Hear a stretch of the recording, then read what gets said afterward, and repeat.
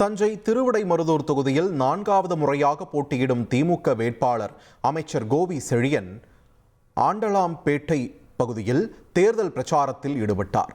அங்குள்ள விநாயகர் கோவிலில் தரிசனம் செய்த அவர் பின்னர் பெருந்தலைவர் காமராஜர் சிலைக்கு மாலை அணிவித்து மரியாதை செலுத்தினார். மயிலாடுதுறை எம்பி சுதா மற்றும் கூட்டணி கட்சியினருடன் வீதி வீதியாக சென்று அவர் வாக்கு சேகரித்தார். வழி நெடுகிலும் திரண்டிருந்த பெண்கள் அவருக்கு ஆரத்தி எடுத்து திலகமிட்டு உற்சாக வரவேற்பளித்தனர். தொடர்ந்து மாங்குடி, இளந்துறை, திருநீலக்குடி உள்ளிட்ட பகுதிகளில் உதயசூரியன் சின்னத்திற்கு ஆதரவு திரட்டினார். காங்கிரஸ், தேமுதிக, விசிக மற்றும் கம்யூனிஸ்ட் கட்சியினர் நூற்றுக்கணக்கான இருசக்கர வாகனங்களில் அணிவகுத்து செல்ல திருவிடைமருதூர் தொகுதியில் தேர்தல் களம் சூடுபிடித்துள்ளது.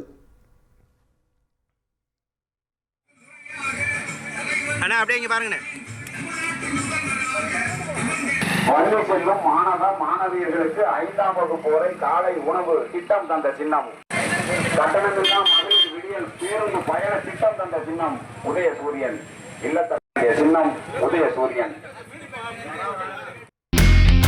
இனி செல்லும் இடமெல்லாம் செய்தி. தந்தி டிவியின் வாட்ஸ்அப் சேனலை ஃபாலோ பண்ணினா செல்ல இருக்கும் இடமெல்லாம் செய்தி. இதோ QR கோட் இப்பவே ஸ்கேன் பண்ணுங்க, ஃபாலோ பண்ணுங்க.